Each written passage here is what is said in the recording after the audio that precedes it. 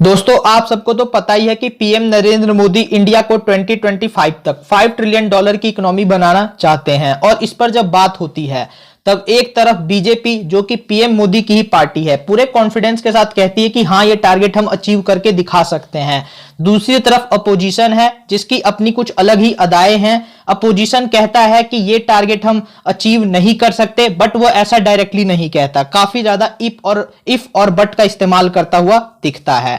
अब दोस्तों आप यहां पर ये देख करके कह सकते हैं कि जो हां कहने वाले हैं इस टारगेट को उनका कॉन्फिडेंस काफी हाई है और दूसरी तरफ जो ना कहने वाले हैं उनका कॉन्फिडेंस काफी लो है।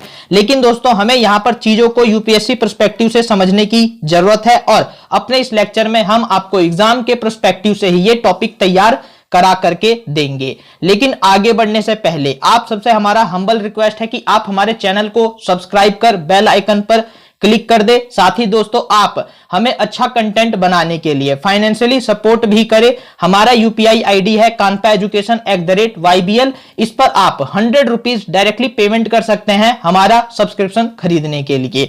तो दोस्तों ये समझने के लिए कि हम 2025 तक 5 ट्रिलियन डॉलर की इकोनॉमी बन सकते हैं या नहीं, इसके लिए सबसे पहले यहां पर ध्यान दीजिए कोरोना वायरस के कारण क्वार्टर 1 में इस साल के 24% डिक्लाइन हमें देखने को मिला है जीडीपी ग्रोथ रेट में। इसका मतलब दोस्तों यहां पर ये क्वार्टर 1 का डाटा है और इससे हम पूरे साल का एस्टिमेट तो लगा नहीं सकते, लेकिन फिर भी हम इससे ये मान लेते हैं कि हमारी जो है इस साल के एंड तक जो जीडीपी रहेगी वो 2.5 ट्रिलियन की रहेगी, जो कि पहले 2.8 ट्रिलियन की थी। तो अब दोस्तों यहां पर आप ध्यान दीजिए कि doubling rate of economic growth का फॉर्मूला क्या होता है। तो वो होता है दोस्तों सिंपली टाइम इज इक्वल में 70 अपॉन रेट ऑफ ग्रोथ। कहीं कहीं दोस्तों ये फॉर्मूला जो होता है 69 अपॉन में रेट ऑफ ग्रोथ होता है, कहीं कहीं 72 अपॉन में रेट ऑफ ग्रोथ होता है।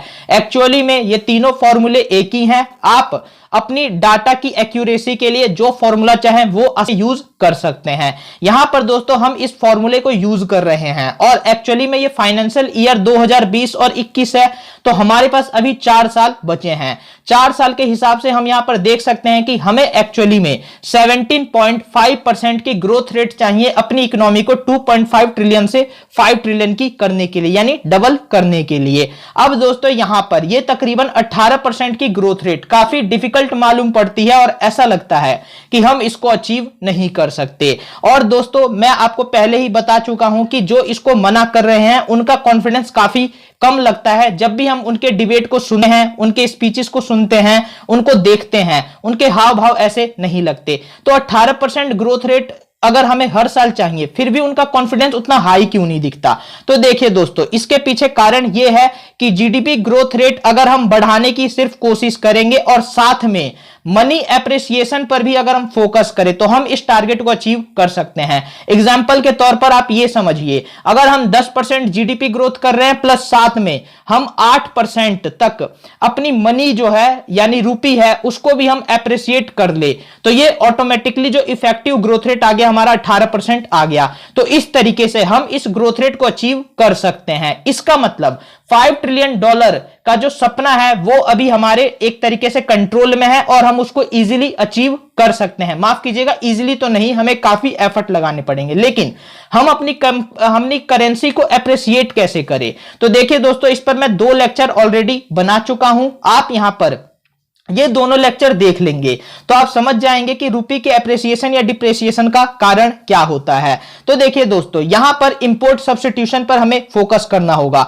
अब दोस्तों अगर हम इंपोर्ट सब्स्टिट्यूशन पर फोकस करें 186 बिलियन डॉलर का 25 बिलियन डॉलर का 1% होगा, उस हिसाब से 186 बिलियन डॉलर का तकरीबन 8.5% ही हो जा रहा है जीडीपी का। अब दोस्तों इस रिपोर्ट में भी एक्चुअली में कहा गया है कि हमें यह टारगेट अचीव करने में 5 से 7 साल लगेंगे, तो हम ये मान लेते हैं कि हम 4 साल में इसका आधा ही अचीव कर सकते हैं। वो भी दोस्तों काफी होगा रुपये को 7 to 8% एप्रिसिएट करने के लिए, अगर हमारा इंपोर्ट बिल किसी और फैक्टर के कारण जो करंट सिचुएशन है उसमें ना बढ़े तो आप समझ सकते हैं कि ये एक्चुअली में पॉसिबल लगभग है, ऐसा नहीं कि ये इम्पॉसिबल टारगेट है। बट अगर हम रूपी एप्रिसिएशन पर फोकस नहीं करेंगे तो अच्छी जीडीपी ग्रोथ रेट के बावजूद भी पिछड़ते ही चले जाएंगे जीडीपी रैंकिंग में, जैसा हमारे साथ पहले भी हो चुका है। यहां पर हम फ्रांस से अच्छी ग्रोथ रेट अचीव कर चुके थे, लेकिन हमने इंपोर्ट सब्स्टिट्यूशन पर फोकस नहीं किया और हमारी रैंकिंग 7th पोजीशन पर चली गई। तो यहां पर दोस्तों हमें सीखने की जरूरत है और रघुराम राजन जी ने यहां पर इंपोर्ट सब्स्टिट्यूशन के खिलाफ अपना ओपिनियन दिया था, उस पर भी मैंने इस टॉपिक के लिए एक वीडियो बना रखा है, इसको भी आपसे रिक्वेस्ट करता हूं कि आप जरूर देखें। अब दोस्तों ऐसा नहीं है कि 186 बिलियन डॉलर तक का इंपोर्ट सब्स्टिट्यूशन कर पाना दाल भात चोखा है जिसको आसानी से बनाकर खा लिया और कर लिया, तो ऐसा बिल्कुल भी नहीं है। तो इसके लिए मोदी गवर्नमेंट क्या क्या कर रही है, इन सब चीजों को हम स्टडी करेंगे मोडीनॉमिक्स में। तो देखिए दोस्तों, सबसे पहले मैं आपको यह बताना चाहता हूं कि 2014 में ऑयल प्राइसेस जो है काफी कम हुए और कई लोग इसको आर्ग्यूमेंट का बेसिस बनाते हैं कि मोदी गवर्नमेंट ज्यादा इफिशिएंटली बहुत कुछ नहीं कर पाती अगर ऑयल प्राइसेस जो है वो कम ना हुए होते। ये बात कुछ हद तक सही लगती है, लेकिन दोस्तों हमें इसके दूसरे पर्सपेक्टिव को भी देखना पड़ेगा। सबसे पहले दोस्तों मैं बात करता हूं वन रैंक वन पेंशन की, जिसमें हर साल 35,000 करोड़ रुपया खर्च हो रहा है। ये दोस्तों 2014 से पहले नहीं था, 2014 के बाद मोदी गवर्नमेंट ने इसको लागू किया है। उसके बाद से दोस्तों नेशनल फूड सिक्योरिटी एक्ट, इस पर भी 1,70,000 करोड़ का तकरीबन खर्चा आ रहा है। अब दोस्तों मैं यहां पर यह कहना चाहता हूं कि इसको कांग्रेस ने तो इंप्लीमेंट किया था, कानून इसका कांग्रेस नहीं बनाया था, लेकिन 2013 में बनाया था। यानी 2014 से जो खर्चे का एक्चुअली में भार पड़ रहा है वो टैक्स पेयर्स मनी पर ही पड़ रहा है, लेकिन मोदी गवर्नमेंट के थ्रू पड़ रहा है, ना कि कांग्रेस गवर्नमेंट के थ्रू। यानी मोदी गवर्नमेंट के पास दो एक्स्ट्रा खर्चे बढ़े हैं जो कि तकरीबन 2 लाख करोड़ के हैं। और दोस्तों यहां पर एक्चुअली में कैलकुलेट करके यह बताया गया था कि जो टैक्सेस बचे हैं, जो ऑयल प्राइसेस के कम होने से गवर्नमेंट टैक्सेस कमाई है, वो भी तकरीबन 2 लाख करोड़ के ही थे। तो इस तरीके से मैं यहां पर यह कहना चाहता हूं कि ये दोनों एक्स्ट्रा बेनिफिट देने के कारण और जो ऑयल प्राइसेस का बेनिफिट था वो एक्चुअली में एक दूसरे को न्यूट्रलाइज कर दे रहे हैं। और इस तरीके से हम यहां पर सेम जो कंपैरिजन है Modi government versus Congress government में कर सकते हैं, क्योंकि एक्चुअली में यहां पर जो बेनिफिट मिला था मोदी गवर्नमेंट को वो 2 स्कीम के चलते ऑलरेडी एक तरीके से न्यूट्रलाइज हो चुका है। और दोस्तों इसके बाद यहां पर इनकम टैक्स रेट में छूट दी गई है, कॉर्पोरेट टैक्स रेट काफी कम हो चुका है आज की डेट में, और जीएसटी भी काफी सारे सामान पर काफी हद तक कम किया जा रहा है। तो आप देख सकते हैं दोस्तों कि टैक्स में छूट दी जा रही है ताकि लोगों के पास पैसा बचे और परचेसिंग पावर जो है लोगों की वो बढ़े, ताकि उससे कंजम्पशन बढ़े इकोनॉमी में और ओवरऑल इकोनॉमी को बूस्ट मिले। और दोस्तों ऐसा नहीं कि हमारी इकोनॉमी में ऐसा देखा नहीं गया, हमारी इकोनॉमी एक्चुअली में वर्ल्ड की फास्टेस्ट ग्रोइंग इकोनॉमी भी बनी, लेकिन ये कुछ समय के लिए बनी। इसके बाद गवर्नमेंट के कुछ ऐसे डिसीजंस हुए जिसके कारण इकोनॉमिक ग्रोथ रेट हमारी कम हो गई, जैसे कि दोस्तों डीमोनेटाइजेशन। और डीमोनेटाइजेशन पर एक्चुअली में क्या ये सही है या गलत है, इस पर ये एक अलग ही डिस्कशन हो जाएगा। लेकिन जीएसटी और BS6 इंजन ने भी दोस्तों देश की इकोनॉमिक ग्रोथ रेट को काफी इंपैक्ट किया। अब यहां पर दोस्तों जीएसटी के तो मैं पूरे फेवर में हूं, क्योंकि दोस्तों यहां पर आप एक्चुअली में किसी बॉडी की सर्जरी करें तो उसमें वीकनेस जरूर आएगी, लेकिन इसका मतलब यह नहीं कि बीमारी को दूर करने के लिए सर्जरी ना की जाए। टैक्स रिफॉर्म काफी जरूरी था देश में फॉरेन इन्वेस्टमेंट को लाने के लिए और जीएसटी ने उसको आसान किया। इसके अलावा जीएसटी के दूसरे कई बेनिफिट भी मिले। साथ ही साथ दोस्तों BS6 इंजन को इंप्लीमेंट करने के चक्कर में हमारे देश में ऑटोमोबाइल सेक्टर्स की जो बिक्री थी वो काफी इंपैक्ट हो गई थी और इसके कारण दोस्तों काफी सारे सेक्टर्स पर बुरा प्रभाव पड़ा, जिसके कारण हमारी इकोनॉमिक ग्रोथ रेट काफी इंपैक्ट हुई। इसके बाद से दोस्तों कोरोना वायरस आ गया और कोरोना वायरस के बाद अब की ये सिचुएशन है जहां पर हम इकोनॉमी रिवाइवल देख रहे हैं और यहां पर फाइनेंस मिनिस्टर जो है हमारी, उनका ऐसा कहना है कि अगले साल हम फिर से फास्टेस्ट ग्रोइंग इकोनॉमी का जो स्टेटस है उसको हम अचीव कर लेंगे। ये तो दोस्तों रीजन थे कि एक्चुअली में मोदी रिजीम में जो इकोनॉमिक ग्रोथ रेट कम हो रही थी उसके पीछे कारण क्या थे। अब दोस्तों यहां पर हम इस बात पर ध्यान देंगे कि एक्चुअली में जब मोदी गवर्नमेंट बनी तो उसके सामने समस्याएं क्या क्या थी, उस समय की सिचुएशन क्या थी। इसको समझने के लिए मैंने दोस्तों आपके लिए 2 इंपॉर्टेंट यूपीएससी के क्वेश्चन लेकर आया हूं मेंस के। ये क्वेश्चन आपको सिचुएशन को समझने में हेल्प करेंगे और साथ ही दोस्तों इन दोनों क्वेश्चन का हम आंसर भी अपने इस वीडियो में जान लेंगे। दोस्तों मैं आपको बता दूं कि मैंने 2018 और 2019 के हर क्वेश्चन को सॉल्व करके उसकी इंपॉर्टेंट प्लेलिस्ट बना करके वीडियो अपलोड किया अपने चैनल पे। आप उन प्लेलिस्ट को जाकर उन वीडियो को देख सकते हैं और मेंस की आंसर राइटिंग काफी अच्छे तरीके से सीख सकते हैं। फिलहाल हम यहां पर आगे बढ़ते हैं और देखिए दोस्तों, जो यहां पर एक्चुअली में 2015 का क्वेश्चन है इकोनॉमी का, वो क्या है, GS3 का पहला क्वेश्चन है ये।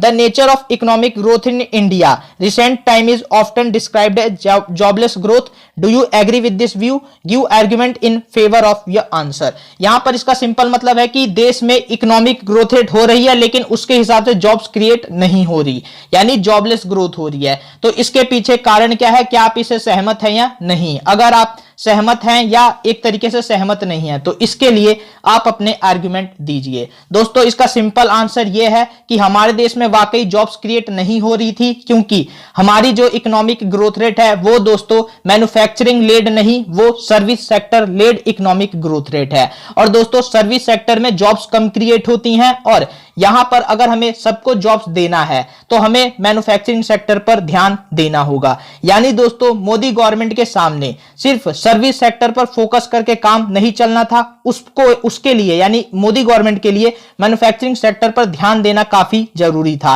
यह 2015 में एक्चुअली में देश की सिचुएशन थी और इसीलिए दोस्तों यूपीएससी ने इस पर क्वेश्चन बनाकर पूछ लिया। अब दोस्तों देखिए, मैंने आपको इसका आंसर तो बता दिया, इसको आप एक्सप्लेन कर सकते हैं आसानी से और इसके पीछे कारण दे सकते हैं कि काफी सारे कंपोनेंट हमारे देश में बनते नहीं है, बस असेंबलिंग होती थी उनकी, और यहां पर एक्चुअली में हम काफी सारा रॉ मटेरियल दूसरे देशों को दे देते हैं। जैसे स्टील हम खुद नहीं बनाते थे, हम आयरन जो है वो एक तरीके से चीन को देते थे। तो इस तरीके के काफी सारे एग्जांपल्स उस समय न्यूज में थे। अगर आप उस समय के न्यूज़पेपर उठा के देखते और पढ़ते तो आप इसका आंसर आराम से कर देते। अब दोस्तों देखिए ये दूसरा क्वेश्चन है, इसमें दोस्तों एफडीआई के ऊपर क्वेश्चन है। और दोस्तों एफडीआई का जो ये पहला क्वेश्चन का पार्ट है कि एफडीआई जरूरी क्यों है, इस पर दोस्तों मैं वीडियो बना चुका हूं।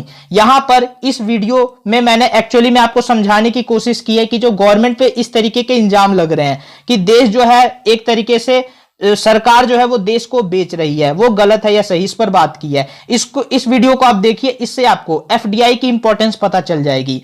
अब दोस्तों यहां पर जो ये दूसरा क्वेश्चन है, इस क्वेश्चन का जो दूसरा पार्ट है वो ये कह रहा है कि जो एक्चुअली में एफडीआई एग्रीमेंट में साइन होती थी और जो एक्चुअल में एफडीआई होती थी, इंडिया में खर्च होती थी, उसमें फर्क क्यों था। यानी दोस्तों यहां पर कोई कंपनी आकर या कोई देश इंडिया में आकर यह कहता था कि हम यहां पर $10 बिलियन खर्च करेंगे, लेकिन एक्चुअली में वो उतना खर्च नहीं कर पाता था। वो मुश्किल से मिलियंस ऑफ डॉलर्स या एक तरीके से $1 या $2 बिलियन इतना ही खर्च कर पाता था। तो काफी फर्क देखने को मिलता था। तो इसके पीछे दोस्तों कारण क्या है ये पूछा है। तो दोस्तों चलिए इस पार्ट का आंसर हम समझ लेते हैं, लेकिन आगे बढ़ने से पहले मैं आप लोगों से यह रिक्वेस्ट करता हूं कि देखिए दोस्तों, अब तक के जो एक्सपर्ट्स हैं या एक तरीके से जो भी जिनकी भी आप बात सुनते हैं 5 ट्रिलियन इकोनॉमी पर, जो एक्चुअली में इस टारगेट को अपोज करते हैं, वो एक्चुअली इसको किस तरीके से ले रहे हैं कि इंडिया जो है अभी भी सर्विस लेड ग्रोथ वाली पाथ पर ही चलेगा और एक्चुअली में उसमें जॉब्स क्रिएट होंगी नहीं। तो इस तरीके से 5 ट्रिलियन का टारगेट जो है वो अचीवेबल होगा नहीं। तो उसके लिए वो एक्चुअली में कॉन्फिडेंस इसीलिए फील नहीं करते क्योंकि वो एक्चुअली में अभी फर्क ही नहीं समझ पा रहे कि service led economic growth rate और जो manufacturing led economic growth rate होगा उसका इंपैक्ट किस तरीके से पड़ेगा। देखिए दोस्तों, यहां पर जो मैन्युफैक्चरिंग लेड ग्रोथ होगी उसका जो इफेक्ट होगा वो सर्विस लेड ग्रोथ से कई गुना ज्यादा होगा, क्योंकि यहां पर जॉब्स ज्यादा क्रिएट होंगी और जब जॉब्स ज्यादा क्रिएट होंगी तो ऑटोमेटिकली कंजम्पशंस बढ़ेगा, परचेसिंग पावर पैरिटी बढ़ेगी और एक तरीके से सेविंग्स बढ़ेगी। तो ओवरऑल कई गुना ज्यादा इंपैक्ट होगा पहले के द्वारा अगर हम आज के समय में कंपेयर करें तो उस हिसाब से। अब दोस्तों एफडीआई जो साइन हो रही थी और एक्चुअल में हो रही थी वो उसमें फर्क क्यों था, तो देखिए दोस्तों इन रिफॉर्म्स के कारण, इसके अलावा भी बहुत सारे रिफॉर्म है जो कि होने चाहिए थे। और दूसरा दोस्तों, अगर इसमें सजेस्टिव मेजर पूछा है तो यही इसका आंसर सजेस्टिव मेजर के तौर पर भी आप लिख सकते हैं। तो देखिए दोस्तों, सबसे पहले कंपनीज ने डिमांड की टैक्स रिफॉर्म की, जिसके थ्रू दोस्तों डायरेक्ट टैक्स कोड लाया जा रहा है और एक जीएसटी जो है इनडायरेक्ट टैक्स के लिए वो ऑलरेडी आ चुकी है। और यहां पर दोस्तों देखिए पहले काफी सारे टैक्सेस थे, तो कंपनीज जो भी फॉरेन कंपनीज थी वो उन सब लफड़ों में पड़ना नहीं चाहती थी, इसी वजह से वो इन्वेस्ट नहीं कर रही थी। दूसरा दोस्तों रेड टेपिज्म था, यानी एक तरीके से परमिशन लेने के लिए एक जगह से दूसरी जगह जाना पड़ता था, तो वो बिजनेस को काफी रिस्की बना देते थे। एग्जिट का ऑप्शन नहीं था बिजनेस से कि आप निकल जाइए अगर आप घाटे में हैं। तो इस तरीके के काफी सारे नॉर्म्स थे जो एक तरीके से बिजनेस को आने नहीं दे रहे थे देश में। लैंड रिफॉर्म, किसी को भी अगर प्लांट लगाना है तो उसको चाहिए जमीन जल्दी मिल जाए, लेकिन हमारे देश में लैंड रिफॉर्म हुए नहीं है। इस गवर्नमेंट ने लैंड रिफॉर्म किए हैं, उस पर भी मैंने प्रॉपर वीडियोस बनाई हैं। अब वो सारी वीडियोस एक्चुअली में आपको मैं प्लेलिस्ट में करके दे दूंगा एक, आप उस प्लेलिस्ट में देख लीजिएगा। यहां पर इस पर भी मैंने वीडियो बना रखा है। लेबर रिफॉर्म पहले नहीं हुए थे, लेकिन इस पार्लियामेंट्री सेशन में गवर्नमेंट ने इस लेबर रिफॉर्म को कर दिया है। यहां पर हायर एंड फायर की सिंपली एक्चुअली में पॉलिसी इंप्लीमेंट होनी चाहिए थी, यानी यहां पर कंपनी मालिक अपने चॉइस के हिसाब से किसी को कॉन्ट्रैक्ट पर रखे और जब उसका काम पूरा हो जाए तो उसको आसानी से निकाल दे। यहां पर जब इस तरीके की छूट मिलेगी तभी फॉरेन इन्वेस्टमेंट होगा। उसके अलावा दोस्तों जुडिशियल रिफॉर्म की भी डिमांड की थी कई सारे इन्वेस्टर्स ने, तो उस समय भी ये सब नहीं हुआ था। फाइनेंशियल रिफॉर्म के तौर पर काफी सारा, यानी इंसॉल्वेंसी एंड बैंक्रप्सी कोड, इस तरीके के काफी सारे मतलब इस तरीके के काफी सारे रिफॉर्म डिमांड की जा रही थी। इंफ्रास्ट्रक्चर में काफी सारी चीजें मांगी जा रही थी, जैसे dedicated freight corridors, expressways, highways.